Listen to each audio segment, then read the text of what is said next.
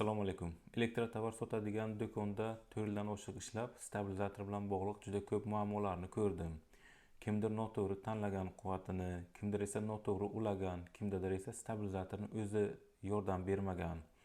Hozir mana shu videoda stabilizator o'rnatganda qilinadigan xatoliklar va stabilizator ham yordam bermaydigan holatlar haqida batafsil tushuntirib o'taman. Eng birinchi va eng ko'p uchraydigan xatoliklardan biri bu stabilizator quvvatini noto'g'ri hisoblash.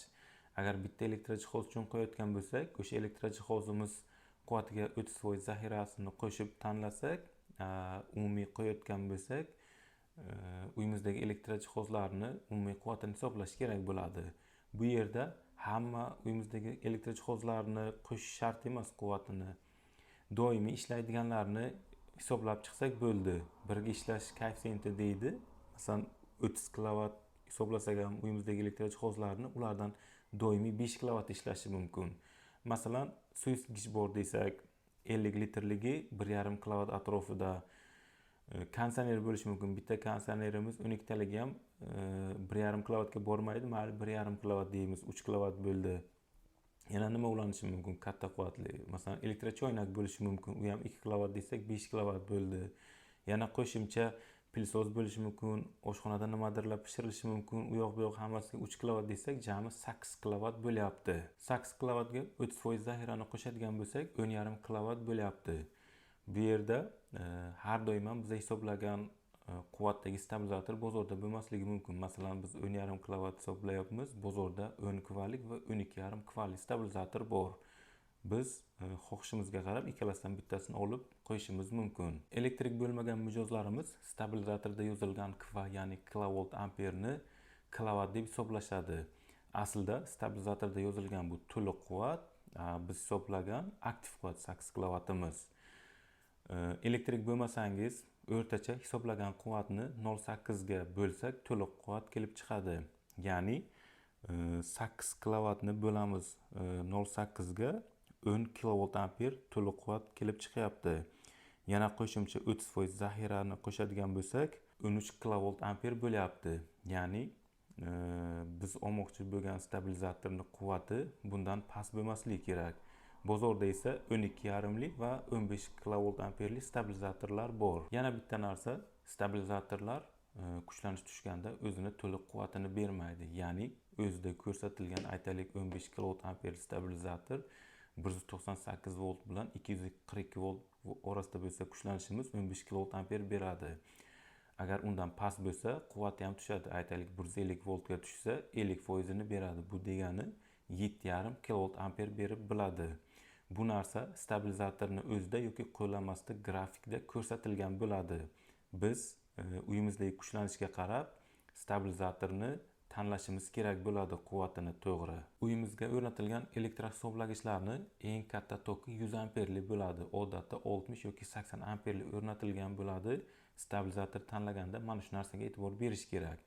Aytaylik, elektrohisoblagichimiz 100 amperli bo'lsa, kuchlanish 220 volt bo'lsa, 22 kilovolt amper liniyadan olib bilamiz. Agar 150 voltga tushsa, bu 15 kilovolt amper bo'ladi quvvati. Shuning uchun ham siz uyingizdagi yuklamani hisobladingiz, 15 kilovolt amper bo'ldi, kuchlanish 150 voltga tushsa, siz zaxirasi bilan 30 kilovatli stabilizator olib qo'ya olmaysiz. Yaxshi holatda avtomatik o'chirgich liniyani uzadi yoki da elektrohisoblagich himoyaga ketadi. Yomon holatda o'sha yerdagi liniyadagi avtomat elektrohisoblagich kabel qizib, erib, yong'inni keltirib chiqarishi mumkin. Eng xavfli xatolardan biri stabilizatordan keyin kuchlanish relesini o'rnatmaslik. Bilmayman nimaga O'zbekistonda sotilayotgan stabilizatorlarni deyarli barchasini himoyasi ishlamaydi.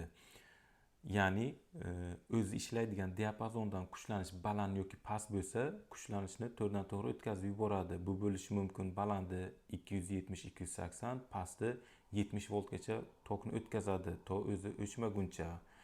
Balkim bu narsa bizdagi stabilizatorlarning ishlash diapazoni katta o'sha uchundir. Sababi O'zbekistondagi stabilizatorlar 45 voltdan 300 voltgacha ishlaydigan modellari bor. Bizda tok juda past balandligi uchun mana shunday modellari keltiriladi, shu uchun himoyasi ishlamasdir.